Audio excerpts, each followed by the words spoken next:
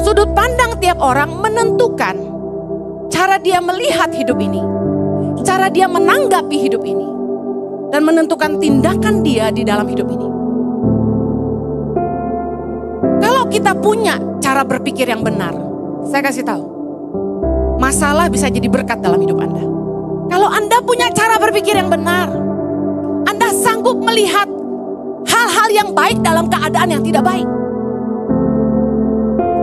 Kalau Anda sungguh-sungguh percaya bahwa Tuhan itu baik, Anda akan melihat niat jahat orang sekalipun Tuhan sanggup ubah jadi kebaikan dalam hidupmu.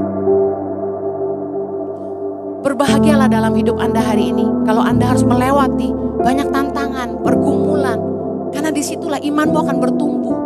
Kamu akan menyaksikan betapa Tuhan luar biasa dalam hidupmu. Amin. Banyak orang-orang yang terlahir dari keluarga yang tidak harmonis. Mereka menyalahkan orang tua mereka, menyalahkan keadaan keluarga mereka yang broken home, sehingga membuat hidup mereka broken, rusak. Saya tidak bilang itu tidak ada pengaruhnya. Benar, latar belakang kita, cara kita dibesarkan orang tua kita, pengalaman-pengalaman buruk kita di masa lalu, perlakuan buruk dari orang terhadap kita tentu akan mempengaruhi cara berpikir kita, bagaimana kita melihat diri kita sendiri, kepercayaan diri kita, mempengaruhi kesehatan mental kita, mempengaruhi cara berpikir kita. Pasti.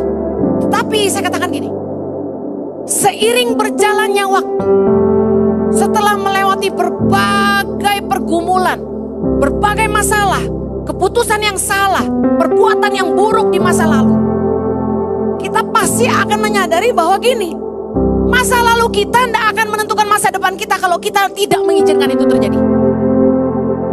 Pada akhirnya kita akan menyadari bahwa gini, masa lalu kita yang buruk, perlakuan yang tidak baik dari orang tua kita maupun orang-orang di masa lalu kita, tidak akan menghancurkan masa depan kita kalau kita mau berhenti menyalahkan mereka, berhenti menyalahkan masa lalu kita, dan mulai mengambil tanggung jawab untuk membuat keputusan yang benar untuk masa depan kita. Mari, anak-anak muda yang keluargamu broken home, berhenti menyalahkan orang lain. Tidak akan ada orang yang bisa memaksa Anda melakukan sesuatu kalau Anda memilih untuk tidak mengikutinya. Kalau kita terpuruk hari ini karena keputusan-keputusan yang salah, perbuatan-perbuatan yang buruk yang kita lakukan di masa lalu, dengar. Mari mulai melihat hidup ini dengan cara yang berbeda. Rubah cara berpikir kita. Memiliki pandangan yang positif, punya iman, percaya bahwa Tuhan baik, Dia sanggup mengubah segalanya jadi baik.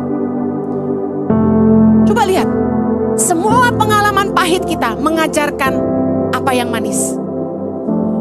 Semua perlakuan yang tidak baik yang kita terima dari orang lain mengajarkan kita tentang apa itu baik. Penderitaan dan kemiskinan mengajar kita apa itu anugerah Tuhan. Amen. Yang Anda harus lakukan hari ini, dengar baik, bangkit dari keterpurukan.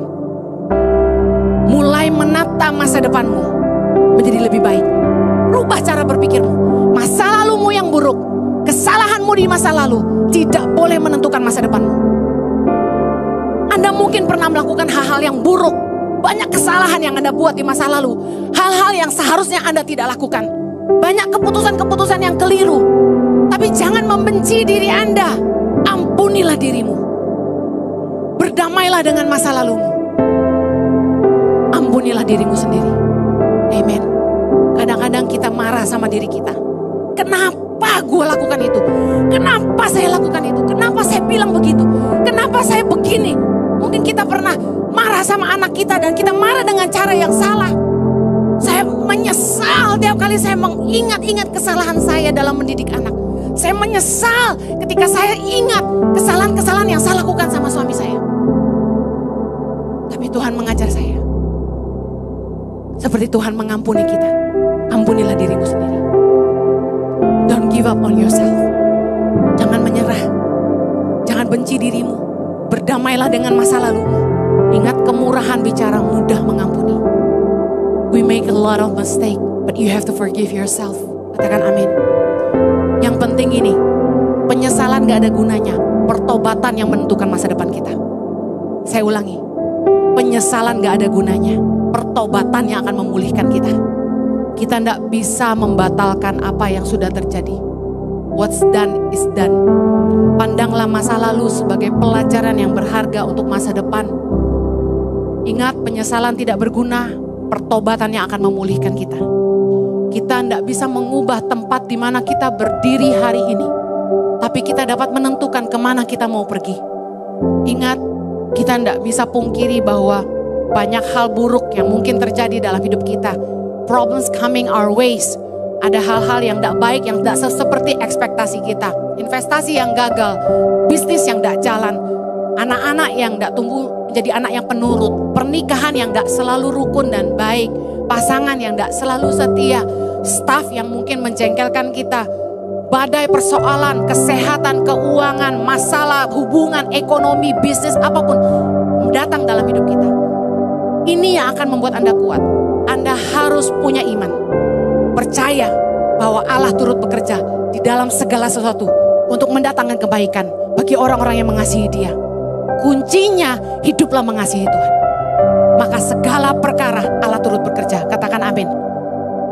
Percayalah bahwa Tuhan setia, tidak pernah tinggalin kita. Kalau Anda punya pikiran yang positif bahwa Tuhan itu baik, Dia setia, Dia adil, Dia pasti kasih aku jalan keluar. Pencobaan-pencobaan yang aku alami tidak akan melampaui kekuatanku. Percayalah, Tuhan pasti akan memberi kemenangan kepadamu. Katakan amin. Apapun yang Anda hadapi dalam pergumulan hidup, ingat 3 hal. Saya ingin ingat secara cepat. Mengucap syukurlah dalam segala hal. Kalau Anda mengucap syukur, Anda akan punya pandangan yang lebih positif. Anda percaya bahwa Allah turut bekerja. Katakan amin. 1 Tesalonika 5 ayat 18 berkata, mengucap syukurlah dalam segala hal. Sebab itulah yang dikehendaki Allah dalam Kristus Yesus. Kemudian yang kedua, percayalah bahwa Allah setia. Perkatakan firman Tuhan terus. Perkatakan janji Tuhan. Puji Dia, sembah Dia saat Anda merasa lemah. 1 Korintus 10 ayat 13 berkata, pencobaan-pencobaan yang kamu alami adalah pencobaan-pencobaan biasa yang tidak melebihi kekuatan manusia. Sebab Allah setia. Dan karena itu Ia tidak akan membiarkan kamu dicobai melampaui kekuatanmu. Pada waktu kamu dicobai, Ia akan memberi kepadamu jalan keluar. Katakan amin. Sehingga kamu dapat menanggungnya. Bahkan ketika ada penyakit datang, Yohanes 11 ayat 4. Penyakit itu tidak akan membawa kematian, tetapi akan menyatakan kemuliaan Allah. Katakan amin. Sebab oleh penyakit itu anak Allah akan dimuliakan. Apapun masalahmu yang terparah, mari pegang janji firman Tuhan. Percaya, katakan, aku percaya Engkau setia, aku percaya Engkau setia, aku percaya janjimu setia. Katakan amin. Yang terakhir, menghadapi pergumulan. Mari temukan maksud Tuhan dalam setiap pergumulan. Tuhan pasti punya tujuan. Ulangan 8 ayat 2. Ingatlah kepada seluruh perjalanan yang kau lakukan atas kehendak Tuhan Allahmu di padang gurun selama 40 tahun ini. Dengan maksud, baca sama-sama, merendahkan hatimu dan mencobai engkau untuk mengetahui apa yang ada dalam hatimu, yakni apakah engkau berpegang pada perintahnya atau tidak. Percayalah gini, kalau Tuhan tuh sampai ngizinin ada masalah, tekanan, problem datang dalam hidupmu, pasti ada tujuan Tuhan di situ. Bertanyalah, Tuhan, apa yang Tuhan mau? Saya mengerti. Semakin cepat kamu mengerti, semakin cepat masalahmu selesai. Andalkan Tuhan, rendahkan hatimu, dan percayalah bahwa Dia setia. Mengucap syukurlah. Hidup kita tidak selalu baik, tapi percayalah